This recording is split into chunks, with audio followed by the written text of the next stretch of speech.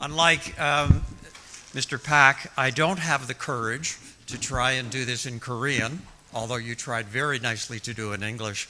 So I am limited by English, so I will have to do this in English. And I hope you will, if you can't follow along with me, follow along with the earphones, and we'll be just fine.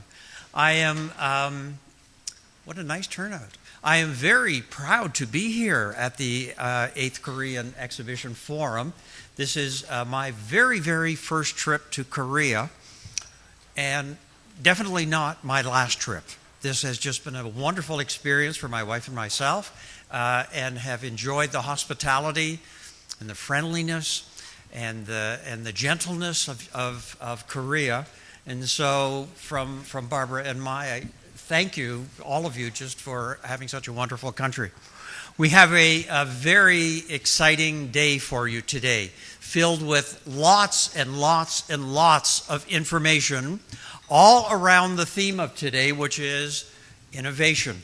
Innovation is all about ideas of how we can move forward in the exhibition industry, but it's more than just a bunch of really good ideas. It's also the information that you need in terms of how do I implement these ideas into our exhibit plan. So as you listen to the 6 sessions this morning, I hope you will take lots and lots of notes. Okay, write copiously. And anything that is of value to you today, write it down. And all the speakers will be here all day. So if you don't get a chance to ask any of us questions after our session is over with, I encourage you to come and talk with us at lunchtime or later when we get together at the final closing reception. Come and talk to us. We're here for you. So please do that. You all have your handout, which is this book, which is in that bag that you had there. So all of our PowerPoint presentations are here, so you'll be able to follow along with us as we're going through our presentations. Now, today is very tight in terms of timing. We have an awful lot to do, and it's really important that we start right on time. So my job as moderator is really the time manager. I'm going to be watching the time. I'm going to be signaling to the speakers like this when they're going a little bit over. And I'm also going to be asking you, as we take each break, I will tell you what time to come back. And I would really appreciate if you could be back right on time, because that's when we're going to start. And you do not want to miss anything. That I guarantee. I've spoken to the speakers, and I know the content of the material, and you don't want to miss one valuable word. However, in case you don't get back right on time, there's another thing you will be missing as well. You see, on your name tags, there's a number beside your name. That number corresponds to one of the tags in this bowl. And so what I will be doing at the beginning of each session is drawing one tag. If that number corresponds to your number, you will win a really nice prize. If you are not here, I will draw another number. You have to be here to win the prize. Now also, after each presenter has an opportunity to present to you their information, we will also open it up for questions and answers. And so, in order to encourage you to ask us questions during the session, I'm going to come back to my magic bowl of numbers, and the first 2 questions will also be taken out, and there will be prizes for the first 2 questions as well. So I hope that we have created a nice incentive for you to participate in our discussion today, which is truly a discussion. It's not a matter of us talking to you. It's a matter of us all talking with you. So I hope that whether you win a prize or not, today will be of tremendous value to you all. So what I'd like to do is I want to show you how this is going to work. Session number 1 is going to start in one moment, and you're all here. That's very nice. But I'd like to draw one ticket just to show you how this is going to work. Now, I don't have a number on my badge, so I can't draw mine. But the very first prize of today goes to number 49. Who has number 49 on their badge? Somebody must have. Does anybody have number 49? Oh my goodness. Not a good way to start the day. If you find number 49, please let number 49 know they missed a great opportunity. Then I will now draw another number, which is number 138. Does anybody have number 138? This is not working very well. Okay, no number 138. Is this from this conference? Let me try one more time. Number 78. 78. We must have a 78. It's on your badge, right beside your name. Number 78.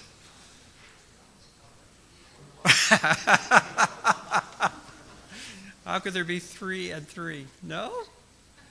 Is everybody looking in the right place? Okay. I'm going to keep going till I'm at the end of the bowl here. Let's try number 95. Somebody must have 95. On your badge, yes? This was a really good idea when we thought about it. Originally, we thought it was a great idea. All right, I'm going to try one more. Number 149. Yes! Okay! All right.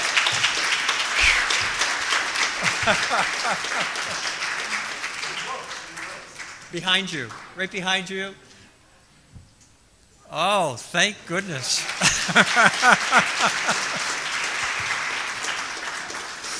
Wow. I was getting very worried for a moment. The very first presentation today is... I just broke something. Okay. The very first presenter today is me. And I am really delighted to be here. My career, which has spanned the last 30 years, has been in the area of helping exhibitors do what they do. Hopefully, after all this time, they're doing it a little bit better. And what I'd like to do with you this morning is to talk to you about what the 21st century exhibitors are looking for. How can you, as organizers, do things that perhaps you would have never considered doing in the past, because this is a brand new group of exhibitors who are much more demanding than ever before. So my presentation is on page 40 in your notes, if you would like to follow along. And let me just go through with you and talk to you a little bit about the 21st century exhibitor. Now, what I'd like to do is to talk to you a little bit about who they are, the 21st century exhibitor, and I'd like to give you a list of things that I think that you should really seriously consider adding to what you're already doing for this 21st century exhibitor. I'll give you lists, I will give you places to go and do further research, and then of course I'm always available for questions afterwards. So let me just go through and talk to you about it. So here is my agenda. Here's what I'd like to chat with you about in our very short time together. I want to talk to you about this 21st century exhibitor and the challenges they face. And they are really different now than they were in the past. Really different. I want to talk to you, and this is really interesting, the gap between exhibitors and organizers. And I think that as much as we'd like to think that the gap has closed. There still is a gap in terms of what they think you will do for them, what they expect you will do for them, and what you think you're going to do for them. And I'm going to show you some interesting research that I conducted a few years ago that will just, I hope, show you that gap a little bit better. And then I want to talk to you about my top 8 things. And I'll go into detail about that. The top 8 things that I think you should do, you should incorporate. And many of you may be doing these already, and that's fine. So what I'm hoping to do for you is to say, okay, I'm reinforcing that what you're doing is a really good thing. For those of you who aren't, there's going to be some good ideas here that I would really like you to seriously consider adding to what you do to help this group of people who have changed so dramatically. So let us begin. Trade Show reported this one, that the exhibitors today are finding the work is getting really, really complicated. What they do now is so much different than what they used to do. I mean, I remember way back 3 decades ago when I got into this business, running an exhibition from an exhibitor's point of view was pretty easy. You had a file, you had a list of things that had to be done at a certain time, and you had a product with a relatively long life cycle. That was your job. Pretty straightforward. Way back then, the folks that organized exhibitions for their organizations, their companies, I'm talking about exhibitors, were often entry-level people. You know, somebody would just join the company in the marketing department, and their boss would come in and say, we're doing such and such a trade fair next week, go and run it. And they go, how do I do that? And then they take a big, thick file and drop it on their desk, and they go through the file and fill in the forms. It was pretty easy. It's not anymore. The reason it's getting more complex are a number of things. Number one are budgets. Now, this doesn't necessarily happen just because the world is in economic turmoil. That's not why this is happening. This started happening a decade ago. People are cutting back. Exhibitors are not spending the kind of money that they have spent in the past, and there's a very good reason for it, and I'm going to show you that one in a couple of minutes. But primarily, they're cutting back because a lot of exhibitors don't see the value in what we do, the inherent value in exhibiting. So what they're doing is they've got to actually produce more with a ever-decreasing budget. Really, really challenging to do that. The expectation is they'll still accomplish something, but the resources are shrinking. They have shorter product life cycles. I remember, I keep going back to my beginnings in this business, and the life cycle for a typical product may be measured in years, 1 or 2 or 3 years from implementation till maturity. Now we measure it in months or weeks. It's incredibly difficult when you are planning an exhibition a year out, knowing that the products or services you may be taking to that exhibition may be obsolete by the time you get there. That's got to be tremendously challenging. This is huge, the internet. I'm not sure if Kathy is going to be chatting with you about the change in demographics. You will be. Okay, so I'm not going to tell you much about that. But the new breed of attendees who are coming to trade shows are much more internet savvy. They understand it. They work with it better. They can get more information from the internet. So why on earth would an attendee want to walk up and down the aisles of a trade fair, getting really, really tired, really sore feet, when they could sit at their desk and do it on the internet? There's got to be a compelling reason, and for exhibitors, they need to be able to answer the reason, and a lot of them can't quite yet. And the other problem, of course, that they face is that there's just too many events going on.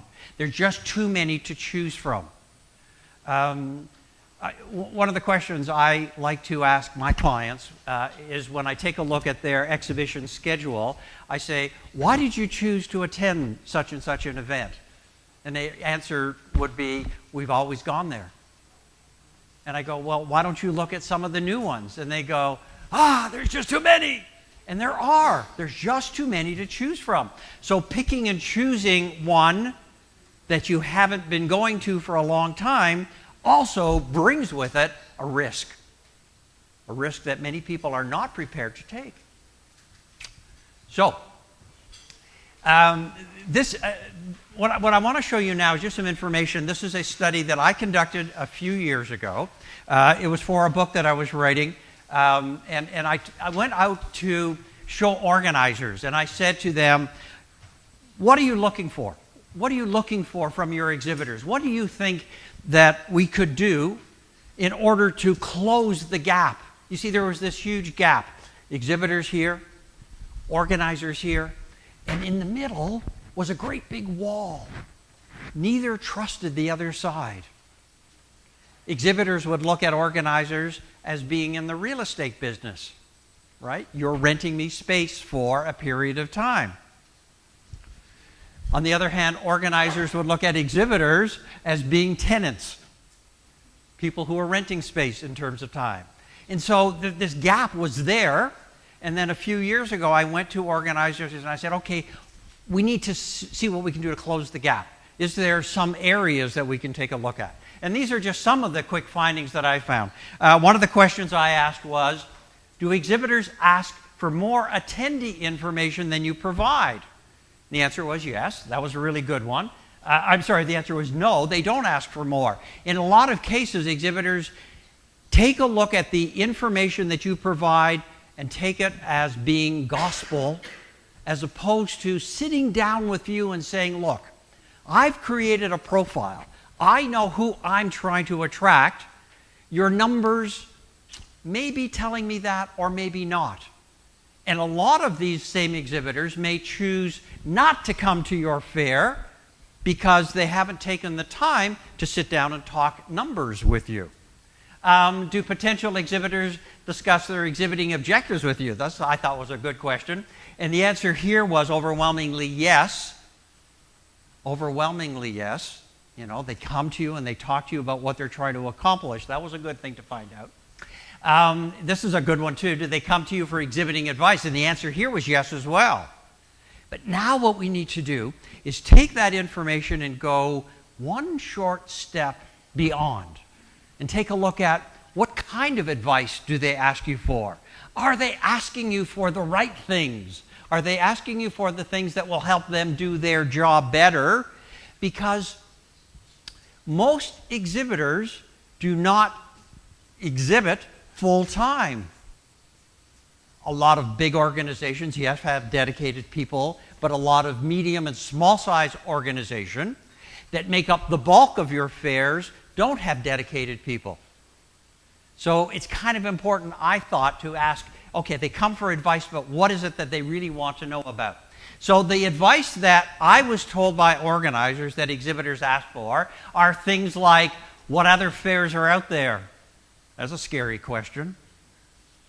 How much space should I have? Where should I be located? What should I do in terms of signage? My display? What are the rules? What pre-fair promotion are you doing? So these are the questions that people are asking for.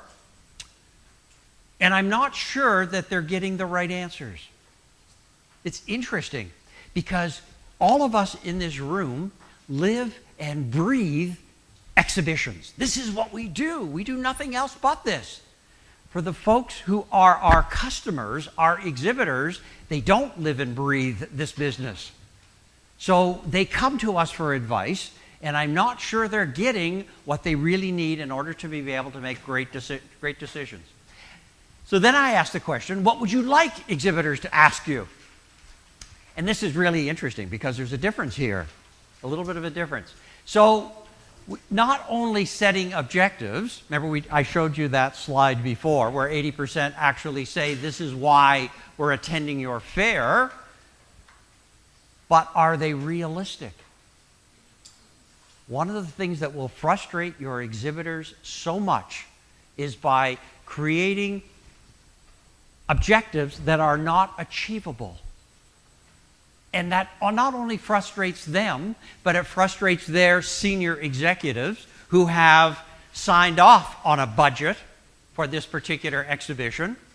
And then afterwards they say, did it work? Did we accomplish something? And the answer is, well, not what we had hoped. Why? In many cases, it wasn't realistic in the first place. Judging whether your exhibition is right or wrong. This is really interesting. I asked the question, would you advise an exhibitor not to attend your show? And it was interesting because the number was about 50-50. A lot of organizers would say, this is really not for you. You really ought not to be here, which is such a huge difference from, remember, 30 years ago when we were selling real estate. We're now saying, no, this real estate may not be for you. Marketing information. Are your exhibitors participating with you in terms of marketing your fairs? That's what you'd like them to ask about. Promotion, actually working the stand. I find some reluctance to this one. And again, I'm not sure if any of you, if this rings true for any of you or not. But some of you will say, well, we don't talk to people about how they're going to work the stand. After all, they're very large companies. They've been doing this for years. They obviously know. Does that sound at all familiar? Yeah. Or we've tried to help our exhibitors understand how to work the stand better, and quite frankly, they never show up to the sessions that we provide. Does that sound familiar? But yet, organizers want that question to be asked. Support services. What have you chosen as a support service? Who are the contractors? Why are they so expensive? Evaluating. How do you actually evaluate your participation in the fairs you're going to? And how to follow up. And when you look at the statistics, you realize how poor follow-up is. I mean, the vast majority of people who exhibit are exhibiting in order to try and get some good quality contacts that they can work with after the event is over with. And yet follow-up is so badly done. And many show organizers said, okay, this is something I'd like you to ask me about. Here's an interesting one. We look the other way. What do exhibitors expect from management? What do they expect from you? You already heard the questions that organizers wanted you to ask. Now I'm going the other way and saying, okay, what do they expect? And they expect some different things. Good administration, of course. First-rate service during the exhibition. In their eyes, and that's really important, okay? In their eyes, they're the ones that will judge good service. Personal consultations, and I'm going to talk to you about that in a few minutes because I'd like to add to that a little bit, but it's more of this one-on-one that they want from you. They need this personal consultation from you where you can sit down with them or somebody who you have designated to sit down with them. We'll review their plans, we'll talk to them about strategies, we'll help them find the right tools. Big difference. Regular communication of changes. If your event is changing, they want to know about it on time. And the problem is that often we just send them too much. You know, they're inundated with information from you, and so when you start communicating some of the changes that are happening, they become sort of oblivious to more information. They want quick resolutions to the problems they face. They don't want you just there to take care of the very major exhibitors. Each and every one wants their problems taken care of quickly. Easy move in and move out, of course, that's there. This one may be heresy for some people. They go, no, the show rules are written in stone. We cannot change them. Yet, exhibitors want some flexibility. There are situations where flexibility may make a tremendous amount of sense. And so what they're asking you to do is to look at the rules and make some judgment rather than just going, nope, that's the rule, can't do anything about it. And this is really important and yet unrealistic. They want you to deliver the right audience without their help. Is this sounding familiar to you? Are you this resonating with you at all? They don't want to do any part of this. They want you to do it, and yet that's not realistic. You can't do it all by yourself. You need their help. And yet, you can see the gaps. The gaps are still there. They're still there. Quality leads, quality contacts. That's what they're looking for. You can't provide quality contacts.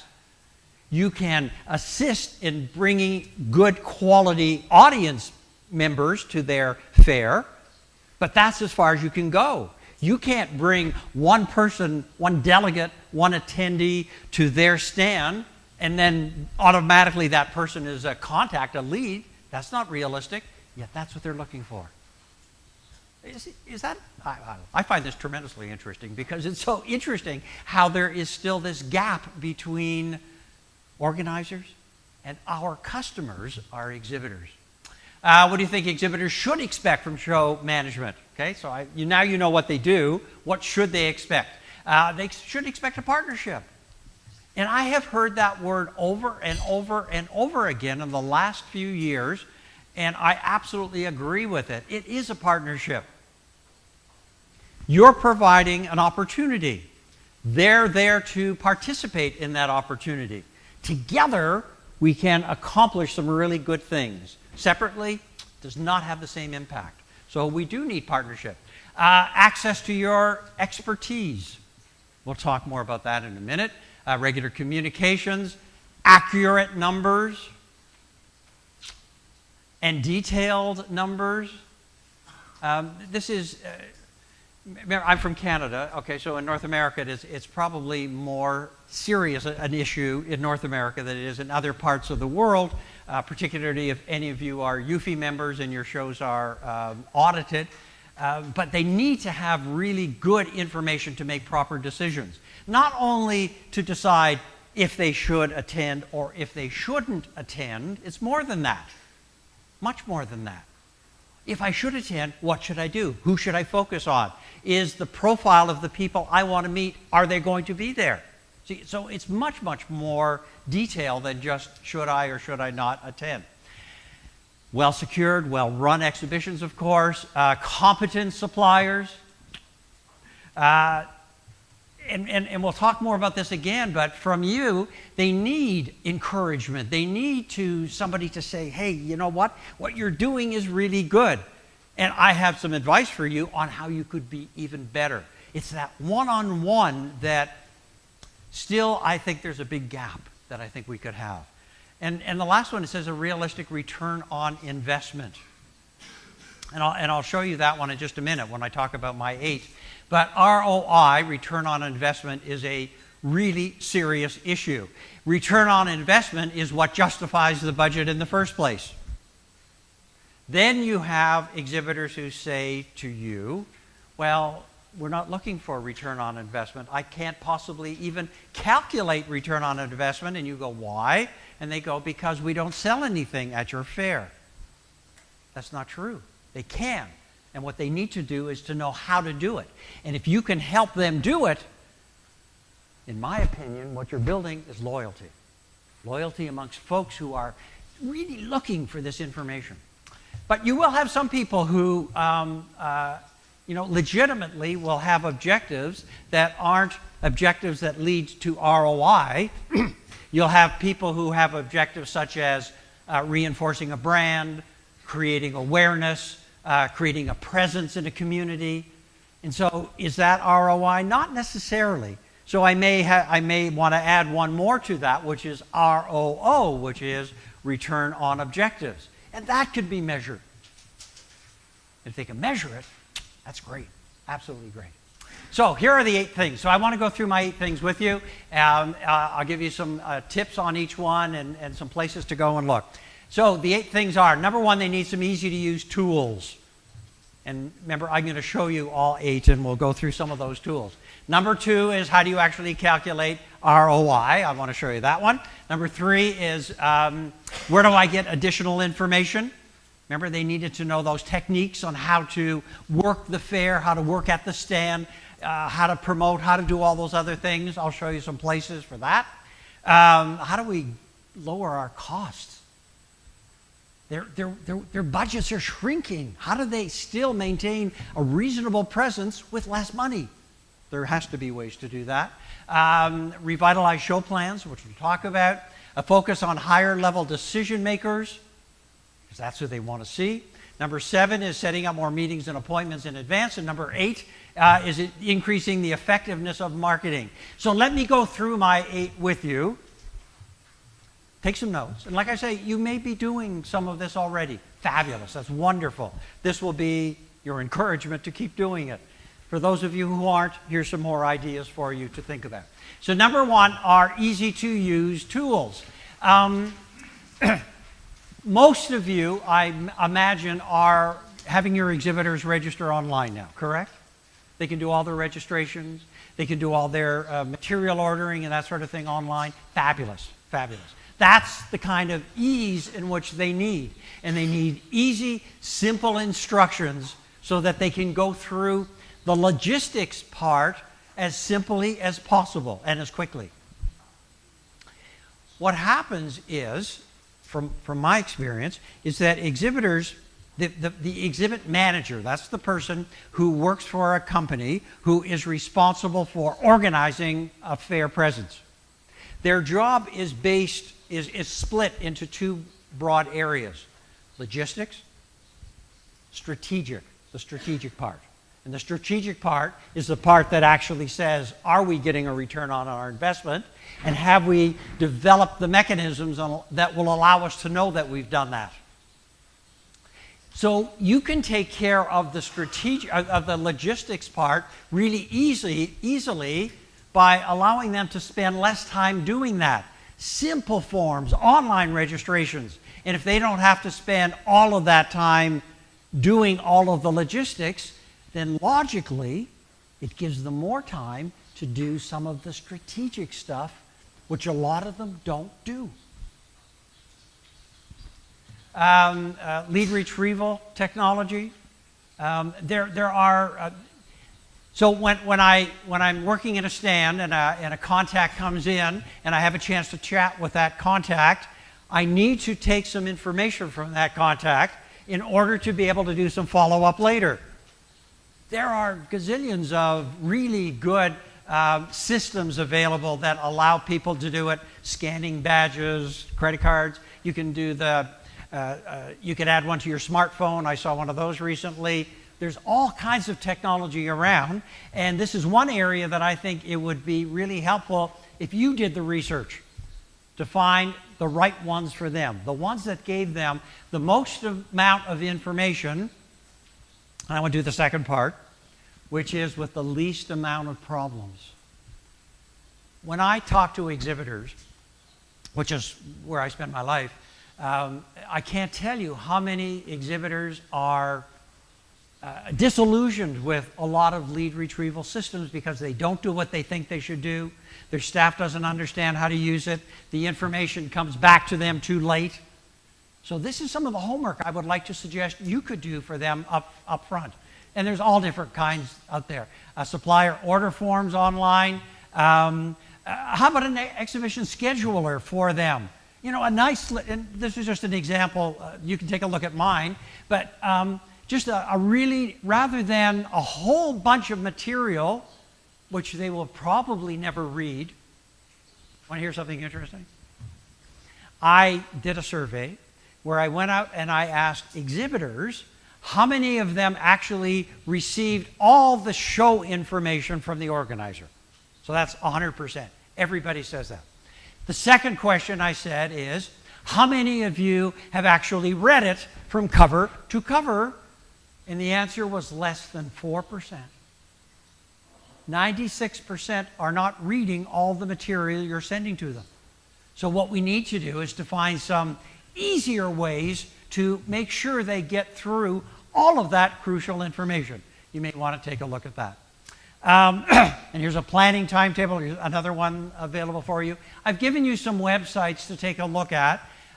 Most of these are North American websites, but don't let that get in the way, because you've got some really good tools to work with that you could adjust and hone to this environment.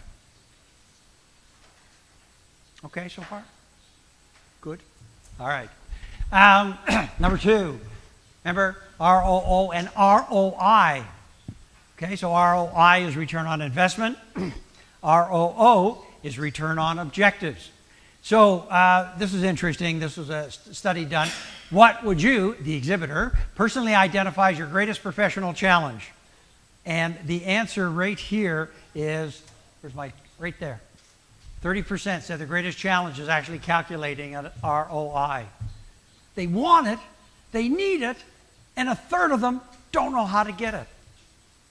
And this is an area I think you could be of tremendous help for them. The most important element in determining the success of an exhibition, and right here is number 48, increasing the number of leads, the number of good quality contacts, almost half. So do you see when I talk to you about lead retrieval technology? Do I see when I talk to you about simple tools to work with? When I talk about making the logistic part that much easier and simpler and quicker for them, they will then have more time to deal with the strategic questions, which is a primary focus of measurement. This is an interesting one. Right here. Biggest one is the number of quality leads, quality contacts. That's your primary one. Primary.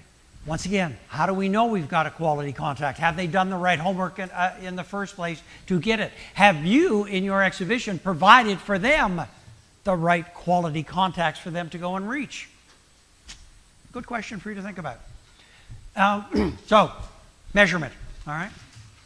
ROI is used for sales objectives. Gathering good quality lead information or taking orders or making sales. That's ROI.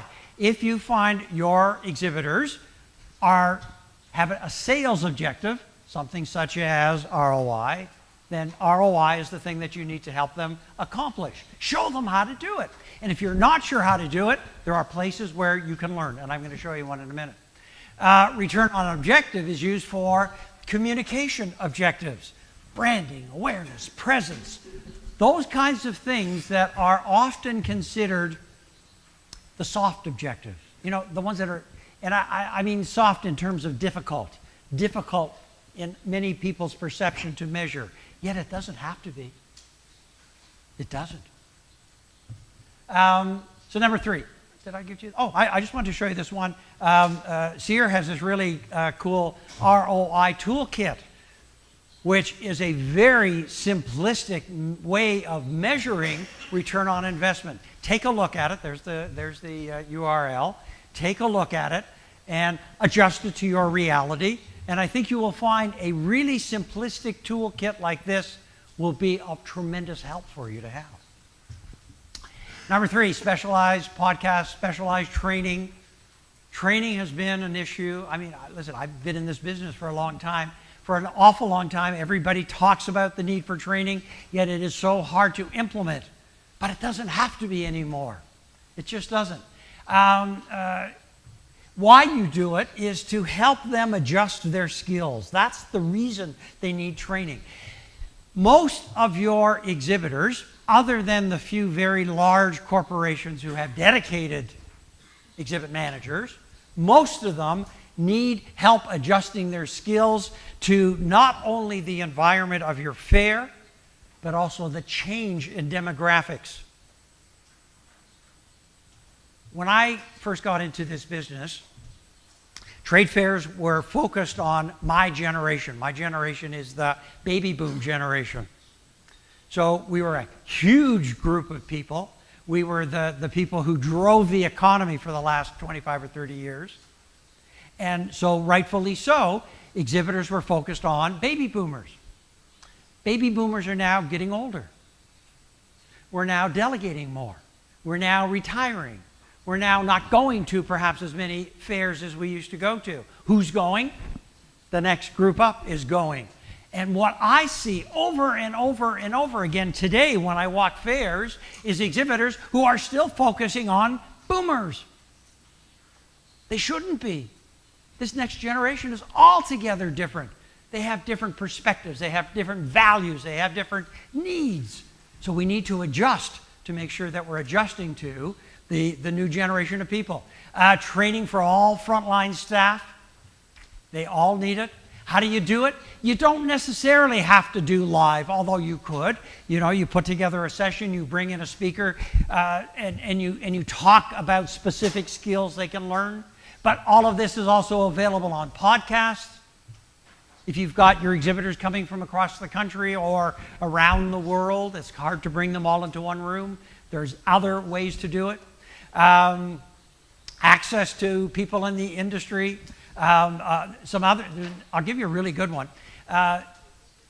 IAEE has a section called the ICEEM, which is the International Center for Exhibition and Event Marketing. I always get that messed up.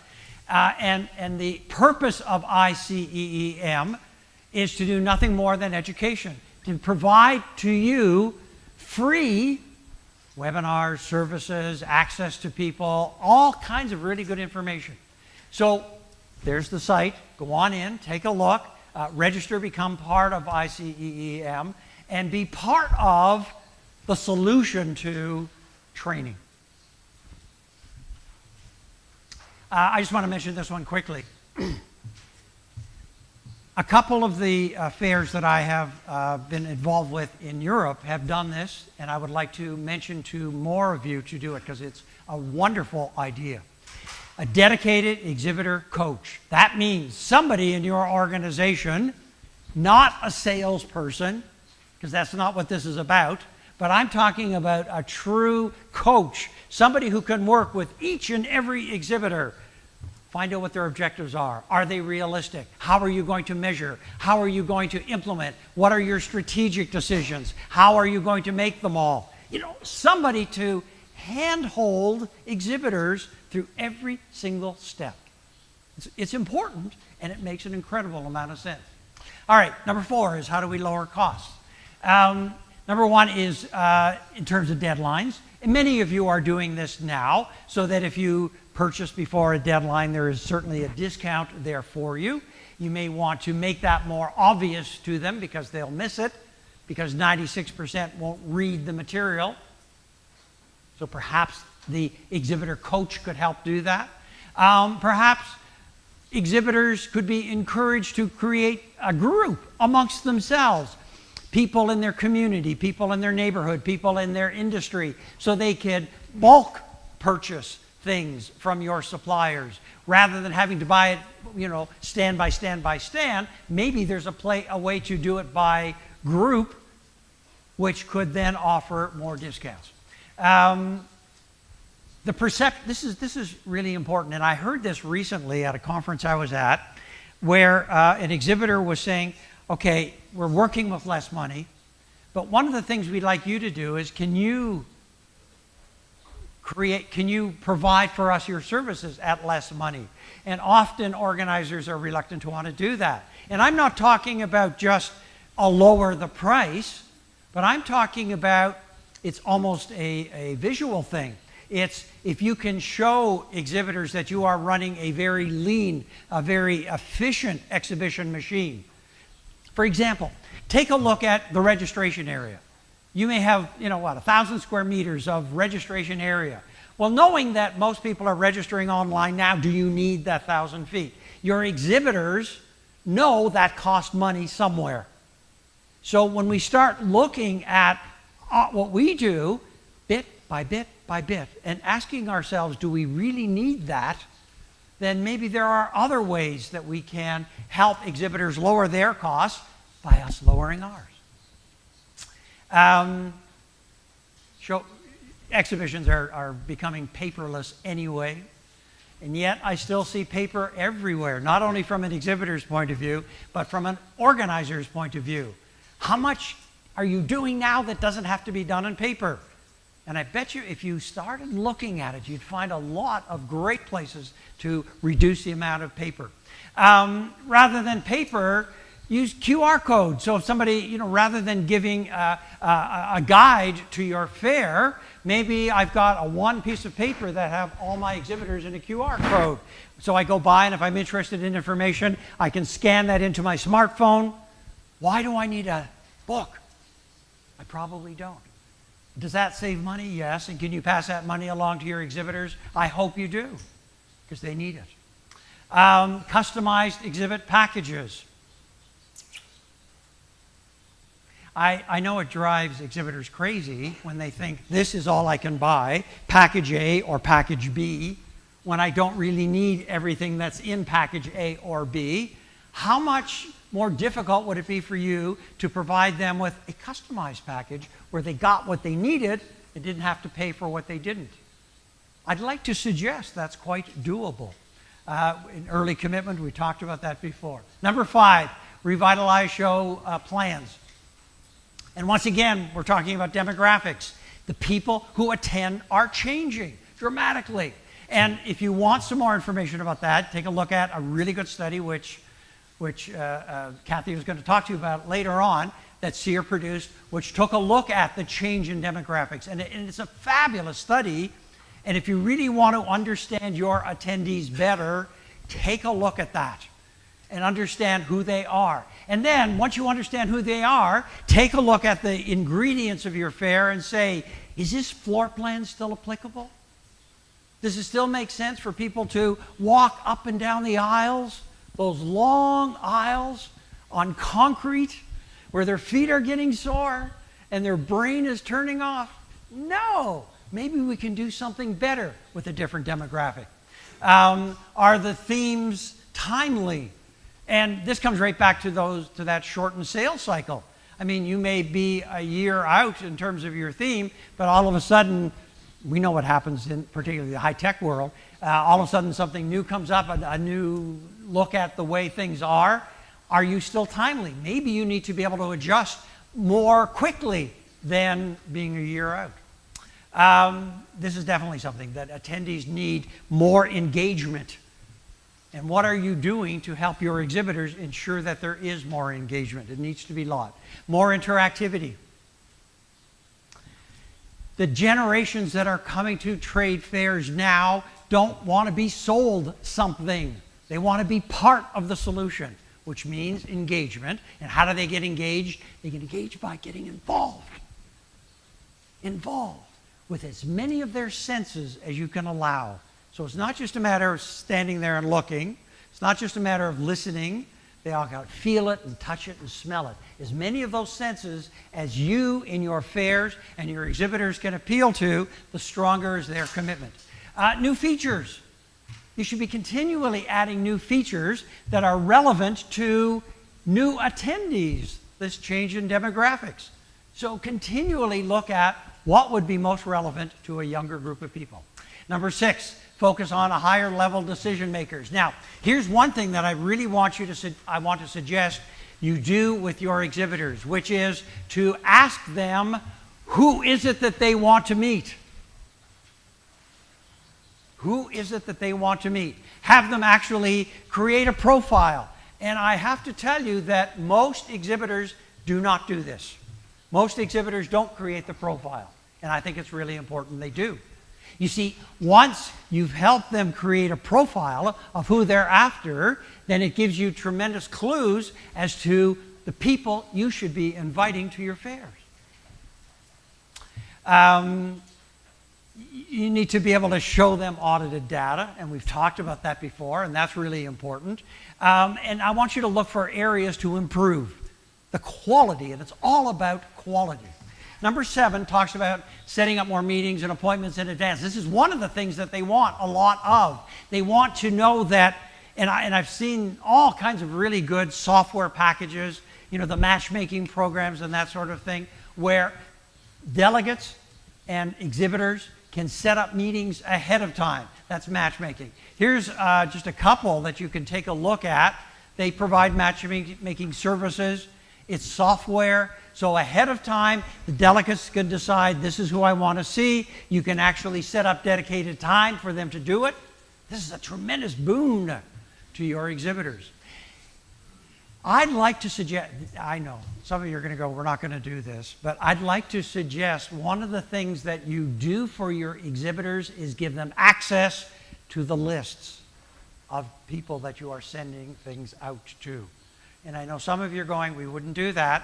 but can you give it to them without actually giving them the lists? Perhaps you could do a mailing for them, or you could do an email blast on their behalf to, a sorted, dedicated part of the list. They need it so desperately. They need it. And they also need some space to meet. Often, okay, we have the very large exhibitors who have enough space, but what about the small exhibitor? They're in 3-meter square space. Like, do they have enough meeting space? In a lot of cases, no. Why can't you provide it for them? Okay, it costs money. So let's save some money somewhere else and let's provide another service over here. Number 8, we need an increase in exhibitors' marketing effectiveness. So let me just give you some things to think about. Before, we need some free and easy to use marketing tools, electronic postcards, invitations, posters. And I would like to suggest you provide. You can provide generic postcards, generic emails that people can use, and all they have to do is slightly customize it so it fits their situation. I'd like you to make sure they're included in your website. I'd like to, once again, I'm repeating myself, but I think it's so important that they need access to the list, those delegate lists. Links from the show site to theirs. No conversation about pre-event promotion, okay, marketing, would be complete without a discussion about social media. You need to provide social media contacts for them. You need to be, as you are cultivating your databases, they have to be much more sophisticated. So including in your data should also be which social media sites do your delegates use most often. So that in turn gives the exhibitors a tremendous amount of information. Once again, I'm talking about flexibility. Exhibitors hate when they take a look at, they want to sponsor. They would like to increase their exposure at your fair. They take a look at the gold and the silver and the bronze package and they go, I don't need all that. But they're stuck. So why can't you sit down with an exhibitor and actually create a sponsorship program that makes sense for them? I think you can. And I think at the end of the day, this is just my thought, at the end of the day, you will end up with more sponsorship money, which not only means a more profitable event for you, but a much more exciting one, because you have more people involved in it. Provide speaking opportunities for them when you can.